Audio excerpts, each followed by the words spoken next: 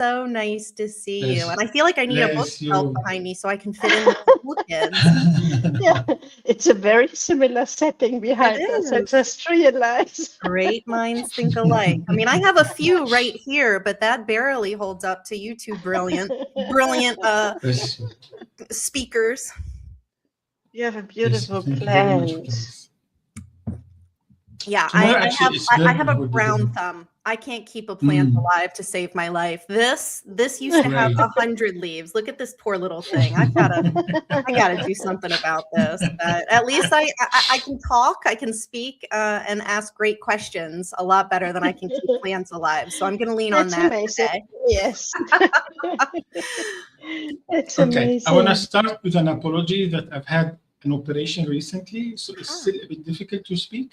Okay. So I will rely on you guys, please, to run the show today. Sure. I would have never noticed, Mark. I'm Yes, glad. you have. I hope Yes, you you're have. recovering well then. Yeah, I am, but it's still a little difficult. Okay. Okay. All We right, got that's you. great. Thank you. So let's start by asking you to tell us about yourself in the recent events in the US.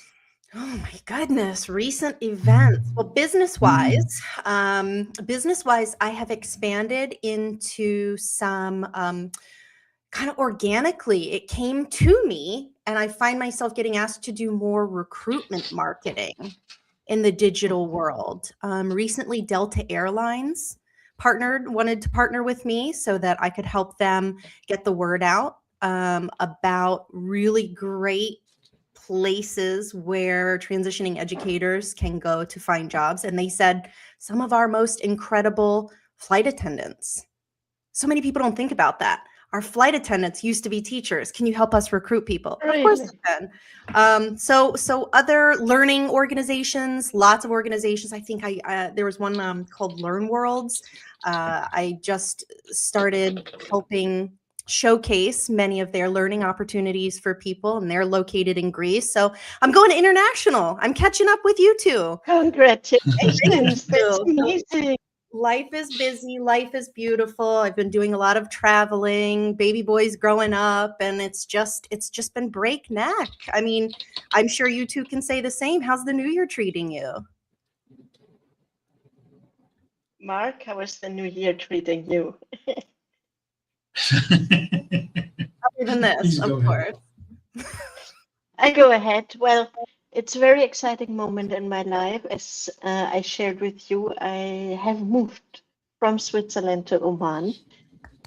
And this actually went over the change of the year. So in November, I packed all the stuff into a container, which went from Switzerland to the Netherlands and did the whole Africa and arrived here after 2.5 months. So that's kind of nice to open boxes and find your stuff again.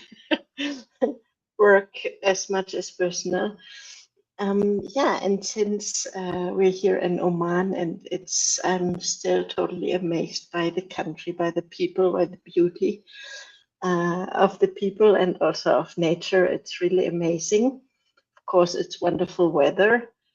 And I keep traveling between Europe and Oman, as I gratefully still have all of my customers in Europe, just starting something new here, but still working a lot in Europe. So this is a nice change, between winter and summer, and yeah, stay connected to Europe, to family, friends, customers, but also build something new here.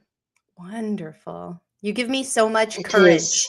and hope and something to look forward to. My husband and I talk about what our future geographical setup is going to look like. And it's, Europe is calling.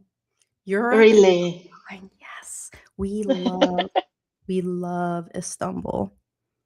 Okay. It's Istanbul. amazing. It's a wonderful city. I mean, there's so many opportunities in just kind of Europe as a whole. We're keeping our options open, but we're gonna work on building first, and then I'm gonna call you for some tips about shipping container companies we should use.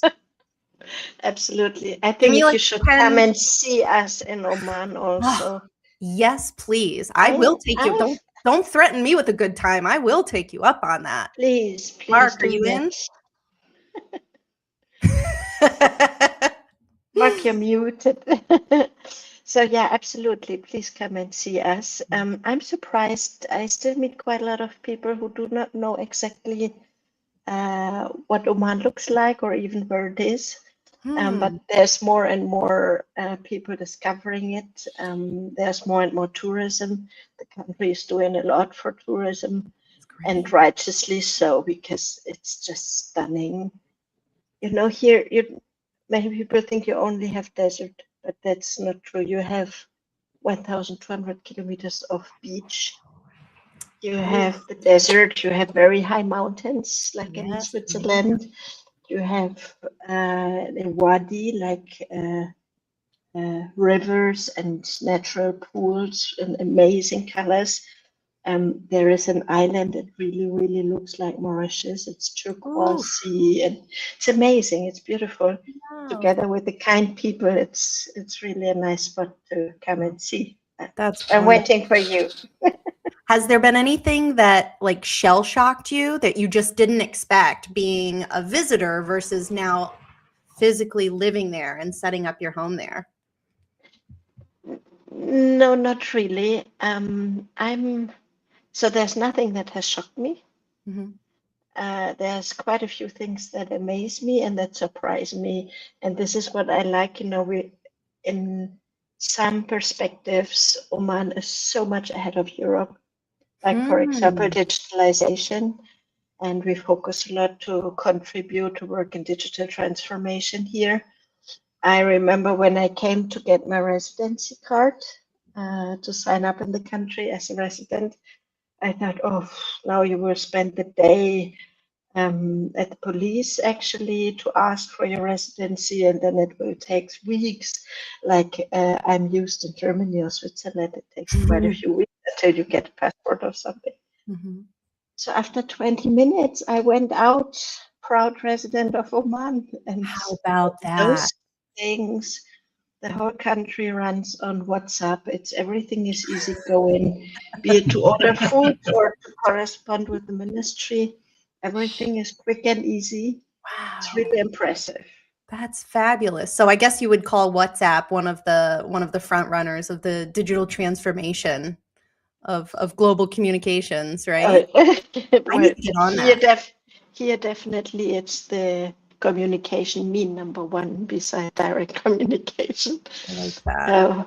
Yeah. I need to use WhatsApp more effectively. If I get one more unsolicited invitation to be part of a crypto group, I'm going to scream. I can't tell you the number of times I've had to delete those messages. Oh my gosh. On WhatsApp, I'm spammed all the time. I mean, I guess maybe I'm crazy for not wanting to get rich fast, but I turn those opportunities down quite often. But I'm open to tips. Well, those days, it's a good thing because all those who have a lot of crypto, I think they don't sleep so well those days. Probably. Really went down. Well, I'm glad to know WhatsApp is being used for official communication channels of places to make it easier to move about the globe. So again, once again, I have this golden nugget of something to look forward to when I travel. Yeah. Well, yeah, I really enjoy and still discovering, and of course it's lovely to have the sea just behind the house and go walk on the seaside and all of this. That sounds amazing. So how are you settling into your work now that you've transferred? You're setting up officially your business in Oman as an Oman entity as well? That's done. A Siha Business LLC is founded. And as I said, currently we're focusing on contributing to the vision of Oman in terms of helping to bring digital transformation even further.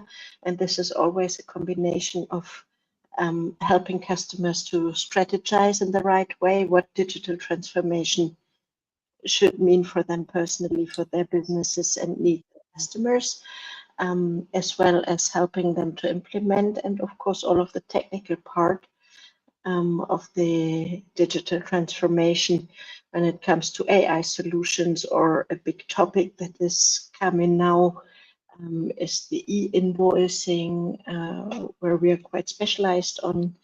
So yeah, I always thought you need people in digital transformation who understand business and who understand people, and you need technical, capable people.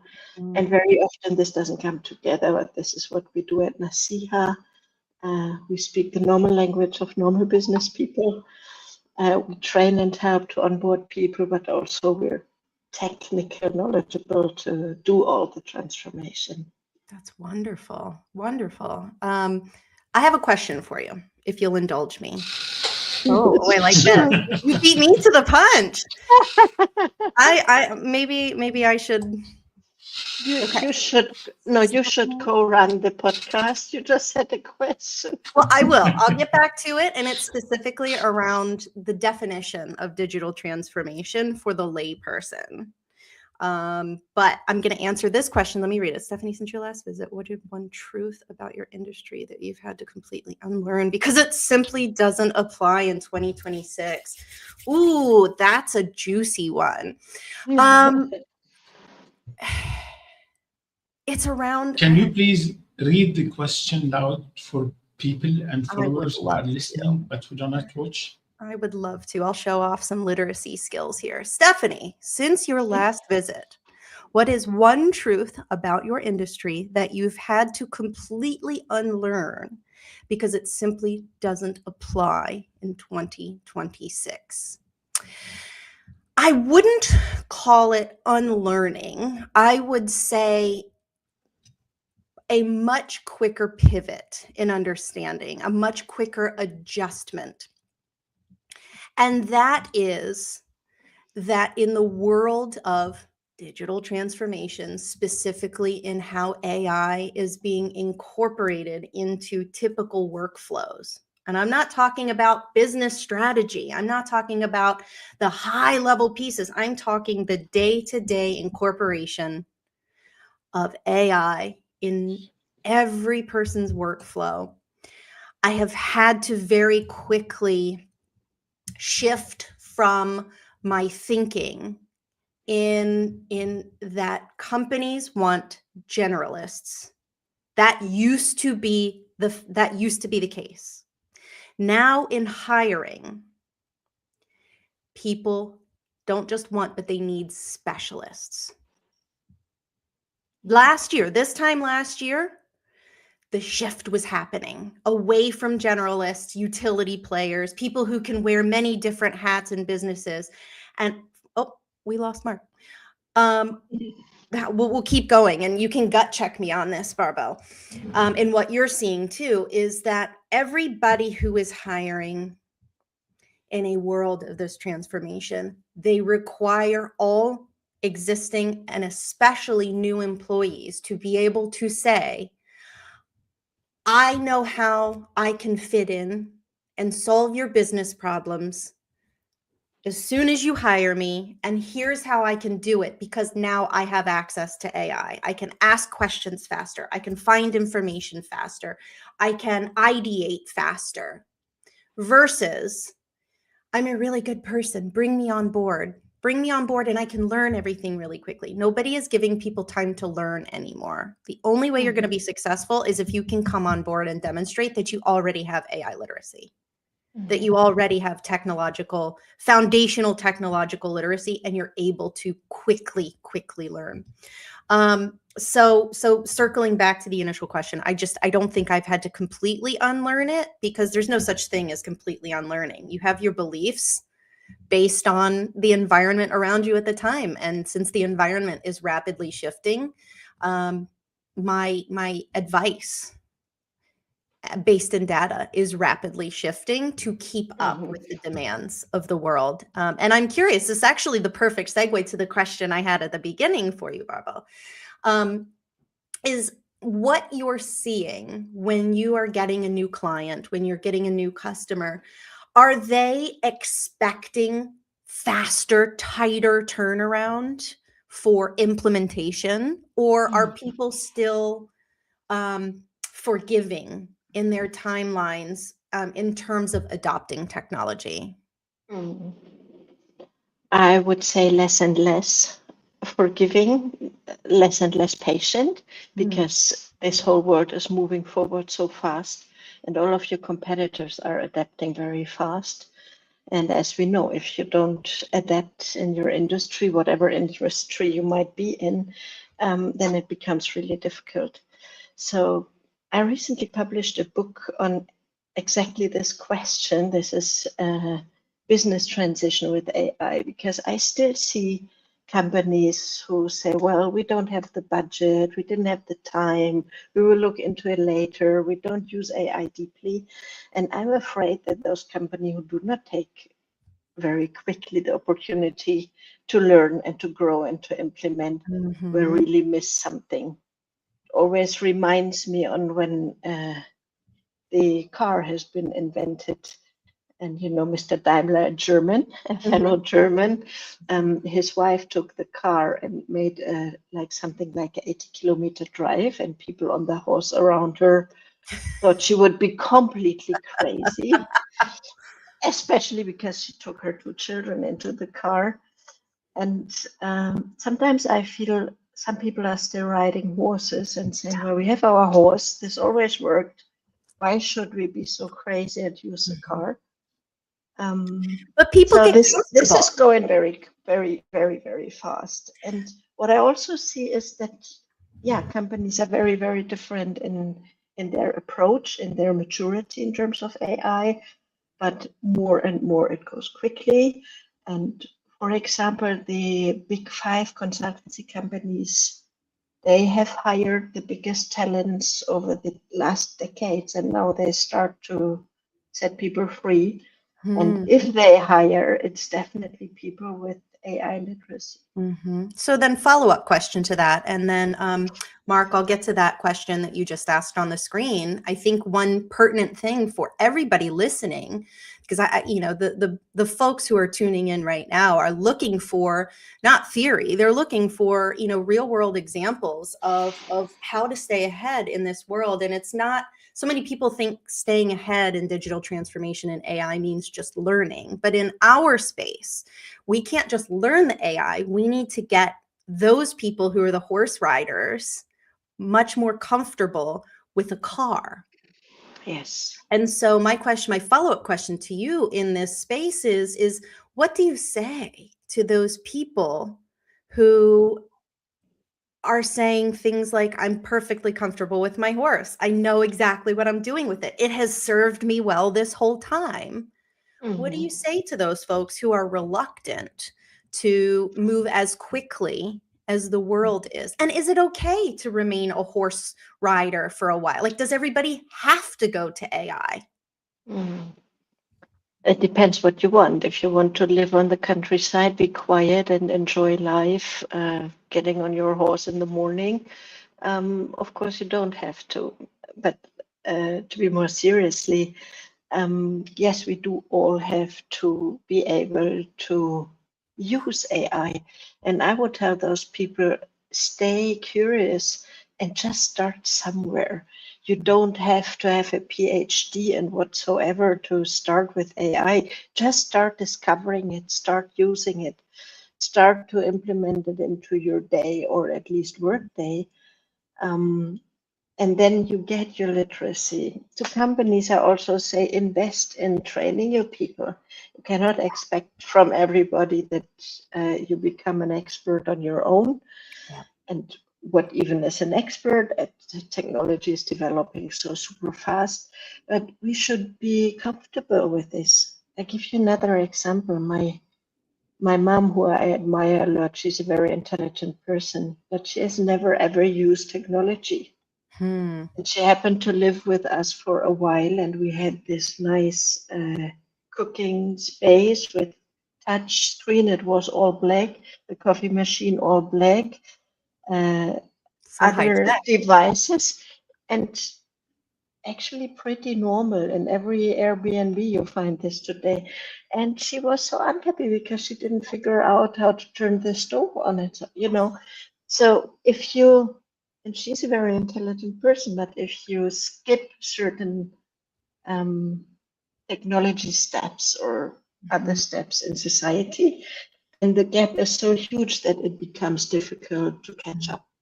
So what I do with her, we experience AI together, and it's amazing to have the discussions with this 92-year-old lady. But really, honestly, especially people in the workforce, we do not need to become IT digital experts, all of us, but we just need to be able to use AI, understand AI, understand what it does, where it comes from, and how I can use it on a day-to-day basis. Use it like the perfect assistant you have ever searched for. The assistant who has a PhD, the assistant who doesn't go for vacation, is still up and running at 2 o'clock in the night.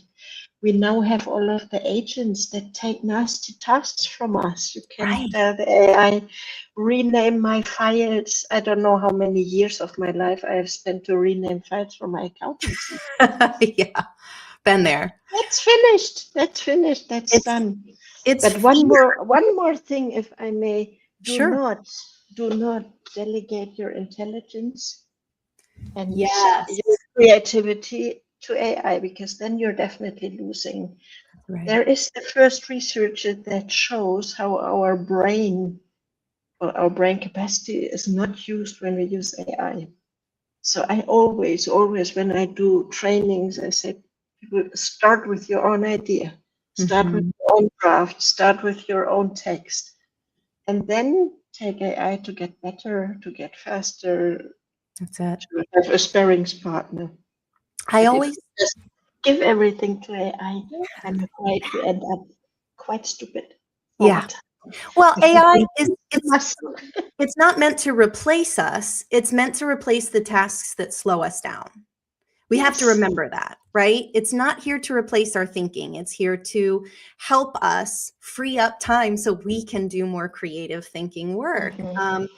And I was having a conversation with my dad the other day about when I was a child and the internet first came out. And we got our first family computer that we shared in the house, the old dial-up modem, you know, when you had to push 20 different buttons just to fire up the computer.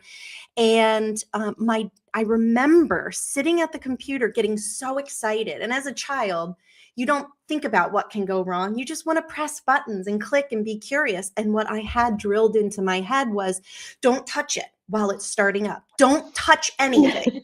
Because if you click the wrong button or you accidentally start it in like function whatever mode, you're going to mess up the whole thing. I just had this image of if I pressed the wrong button, I was going to ruin the computer and internet for my whole family, and nobody was skilled enough to get it back. And I think that is part of the reason why people are so hesitant to really jump onto trying out this technology, because so many people have had drilled into them, if I press the wrong button, I'll irreparably mess it up and I won't know how to get it back. And that's not it at all. I think if we approach AI with kind of this childlike curiosity and start and trust that we can respond effectively and go, no, that button didn't really do what I thought it might do, you can go back, you can revert and keep trying again. And so shaking off the I guess the shackles of fear that only, as you said, only PhD people, you know, can they can touch computers during certain time. No, you can't. It's for everyone now. Absolutely. You have to approach it with curiosity. It's getting easier and easier, inviting everybody just to figure out. And we should also, so the curiosity of a child, but also a bit of skepticism or critical thinking. I think we really need to relearn also to research. Yes. Because AI is so silly. It's what we call hallucinating. It's inventing stuff that's just not true. I did something very simple today. I was preparing a workshop on the business model canvas. I don't know if you know this from Alexander Osterwalder. Okay. And it's a 5-column different size thing. And I just gave it an image and said, calculate for me the size if I want to build this in A1. I thought this is a very easy task instead of me calculating. it was dramatically wrong. It was just silly. It was too easy, apparently. So AI does errors. We shouldn't forget that. That's right. That's absolutely true. And I'm sorry, Mark, you had a Yeah. question. Oh, we have a new question. So the new Yeah, question is, Steph, what have you said no to recently that would have been an easy yes in 2024? Oh, another good one. I feel like what I'm dealing with are choke points, solopreneur choke points. And what I mean by that is before in 2024, I would have said yes to a lot more conversations, one-on-one, Mm, 15-minute. Hey, can we have a conversation? Can we jump on a quick phone call? Hey, I have a quick question. And in 2024, I said yes to every single one of them. I can't think of one that I said no to. And that's because I was data gathering, I was sharing, I was relationshiping, I was building in 2024. And as my business has grown, as my reach has grown, I think the last time I was here, I had 40,000 followers on LinkedIn, and now I'm almost at 70. And so I'm almost doubling inbound messages and requests. I don't have the capacity to say yes to every 15-minute question or 15-minute conversation request. I don't have time to say yes to every business collaboration requests. yeah. No, I've had to say no to things that will chew into the amount of time I have to work. And I have to be very careful about vetting requests for Hmm. chats.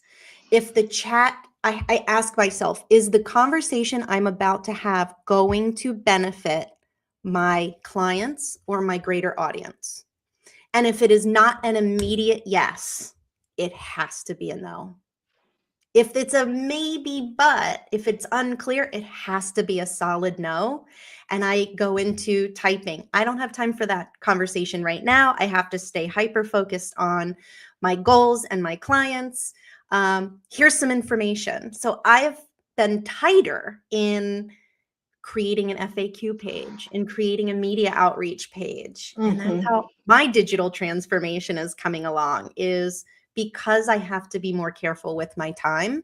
I am getting much better at routing people to questions that are much more common than others. Yeah. Yeah, I've had to say no to a lot of requests for quick chats because 15 minutes Hmm. here, 15 minutes there. It takes you 20 minutes to switch between conversations. Half your day is gone. So, Yeah. gotta stay focused. I'm curious to ask you the same question. I have one additional one to you, and then I'm very happy to answer this.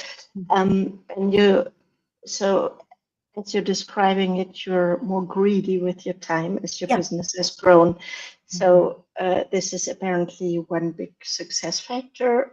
What else are the 1, 2 success factors that help you to grow your business so beautifully in very short time that you expand now that you even go international? Thank you. You're asking what's another thing that's helped me with my Yeah, time? what are your key success factors to this? It truly is just getting smarter with the tools that I have.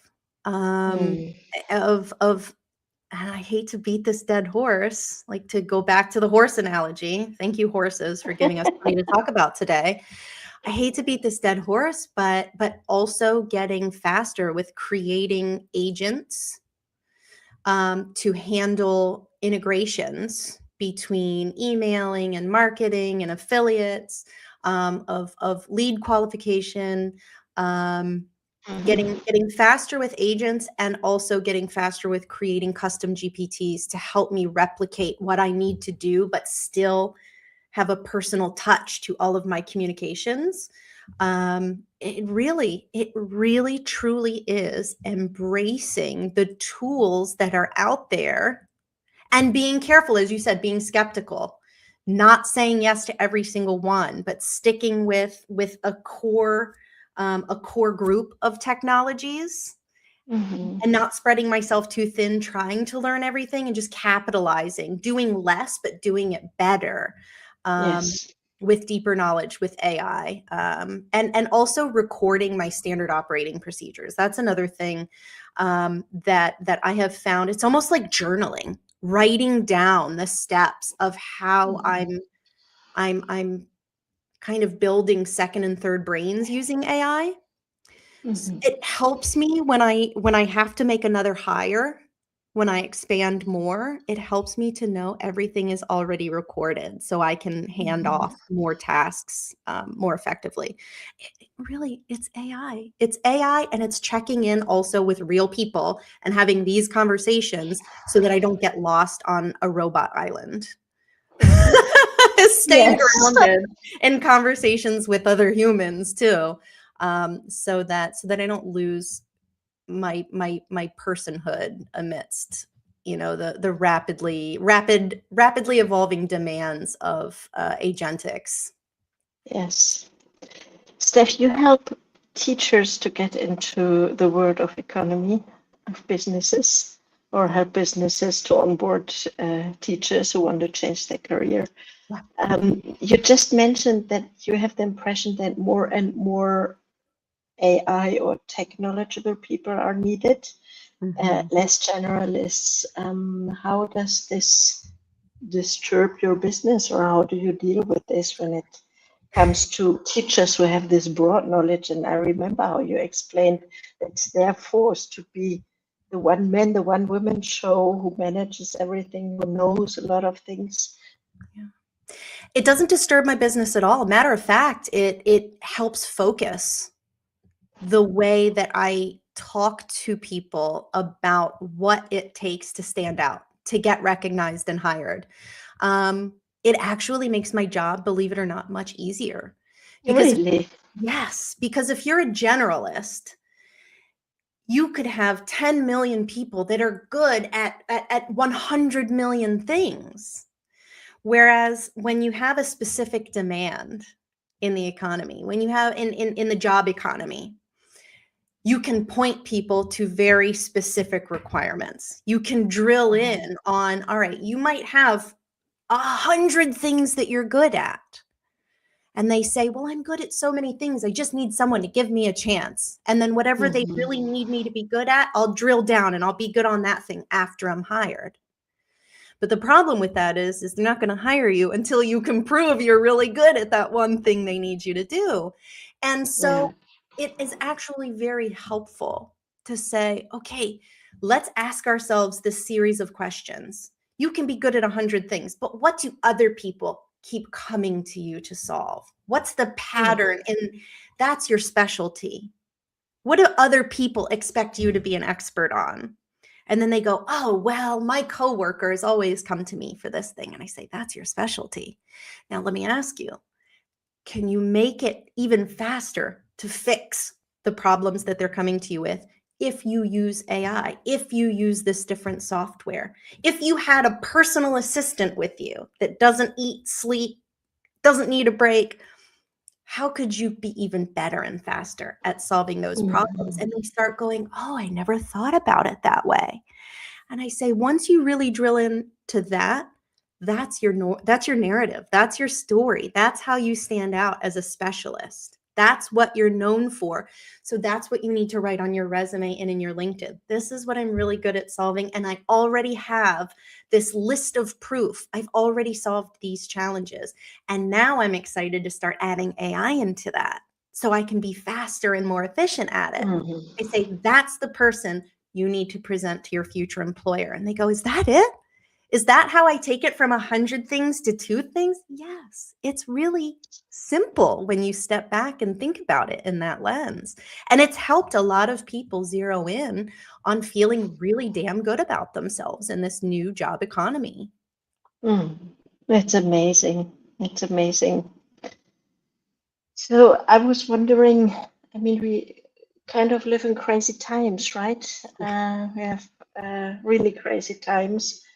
and the US, where you are, is on the forefront of I was about to say, crazy things try living in the going United on. States for crazy times. Yes. I would like to ask you is how are you keeping yourself or your team focused on building while the cultural mood is one of suspicion around you? That is such a great question. And it's one that I've been very focused on because there's so much that we can say about suspicion and fear. We all know, we all see what's happening here in the United States with increased involvement around the world by our government, when many of us are sitting here going, what's happening? Like, why does this make any sense for any of us sitting here trying to work hard and make something of ourselves, you know, living in what we believe or have believed this long as the American dream? And it is a very challenging, kind of identity challenging time that we're living in. So we obviously speak up when we see something that is just injustice. Mhm. I stand for family. I stand for neighbors. I stand for peace. I stand for understanding. I stand for kind of having this almost Shakespearean understanding of, you know, there was something I saw, I think it was Ian McKellen. He did a monologue, a Shakespearean monologue over 400 years ago, saying the things that are happening in society right now are the things that humans have been struggling with for hundreds and thousands of years. And how dare we turn people away when we ourselves could be those people someday, you know? So anybody I have a conversation with, me, my team, I think about, we ground ourselves in humanity and humility. Now, I will say, real talk, I'm very privileged. I myself am very privileged because of the way I look, because of the way I was raised, because of where I was born. I have certain advantages that other people have not been lucky enough to have. And I recognize that. And I recognize that a position of privilege, there comes a certain obligation and responsibility to continue to use the work that I do day in and day out for the betterment, for the betterment of the people I serve. And that what that looks like is I don't take hard political stands publicly because I'm obsessed about my clients' futures. And that might sound counterintuitive, but what I'm saying is, in this unfocused, hazy, scary world where our attentions are being pulled like wild horses in a million directions, I feel like people need focus. People need focus. People need someone who is obsessed with helping them. People need someone who is obsessed with their future. And that's what I bring every day, is I stay obsessed with what is going to immediately help people who are working so hard day in and day out to make their futures better for themselves and their families. Mm. And the thing that I have agency on is helping them promote themselves in a positive, useful, humility, but also courageous, confident way. So all of that, I don't mean to stand on a soapbox here. You know, I'm very long-winded when you ask these incredible questions, but really what it comes down Mm. to is I stay obsessed with the outcomes of the people I serve in a way that a lot of focus that people don't see. So I stay focused and obsessed on what is going to make life better for folks. And I'm navigating the rest of it just like everybody else the best I can. Mhm. It's scary. It's really scary. You don't want to say the wrong thing here. You don't want to do the wrong thing. You don't want to make That's the wrong person mad. And I live with that that's frustration. incredible. So all I can That's do right now is stay ultra focused on making the world a better place, one happy, job transitioner at a time. Mhm. Yeah, I see the passion that you try hard and every day to make the world a better place. Thank you. And we need that now. You never feel like you're doing enough. That's a big Yeah, problem. that's I for never sure. feel like I'm doing enough. I want to That's stand up. I want to yell from the rooftops. I want to be part of, I want to march. I want to do all the things, but I think to myself, what can I do? And I think it's serving people best by staying obsessed with their future in the way I know how. Is there anyone missing at your table, like people you collaborate with who cannot be there anymore since then things are changing? There are people, yet I wouldn't say not at my table, because I will always hold space. I will always make space for good people at my table, and they're always welcome here. I've had to adjust. There are some people who I work with in person sometimes that have expressed to me when there was ICE presence in this area, they said, we're not coming in person for a little while, while there is ICE presence, because we're afraid. And I said, no problem. You will have a space with me. We will continue to talk. I want you to keep yourself safe. Yeah. So I wouldn't say no to people being at the table. No to people not being at the table. Yes to being flexible for the crazy times that we're in. And Renee says, is it really smart to push AI when we're doing such a lousy job teaching in the classroom now? The very short answer to this is traditional education has been struggling for a while now. I think The Economist just came out with an article that said ed tech is everywhere and it's mostly useless. And that's because we in classrooms are really struggling to keep up with the demands of smart consumption and use of AI. I think part of it is we are giving away our agency, especially children who don't know how to effectively use technology yet. We're struggling in classrooms to keep up with the effective teaching of how to use this technology. And instead we're looking at it going, oh no, we don't want people to cheat, but it's here to stay. We have to talk about it. So yeah, it's not smart to push AI in an irresponsible way. It is smart to share it in a responsible way. If I may, I think this is a very, very wrong reaction to AI, thinking that people cheat. Of course, you can cheat with it, but there also we need to adapt what we teach our children and how we learn and how we help them to grow and how competent they are in critical thinking and not getting lousy dumb, but trained and more intelligent and inspired with AI. We need to integrate it. We do not need to say horse or car. That's it. Yeah. We need to be smart with how we're teaching. Hey, Mark. Mark. Good to see you. How did 45 minutes go by so fast? And without Mark. Unbelievable. We missed you, Mark. You can't do this. Next time you better come on and speak to us. Yes, yeah. I will. And they will be able to speak better than today. Yes. Yes. Yeah. But wishing you a speedy recovery. And thank you both so much for having me on again. It is always such a bright spot to chat with you. Thank you. Thank you, Steph. It's amazing to see you, to talk to you. You take good care of yourself. You as well. We'll keep in touch. Bye, everybody. Bye. Thank you.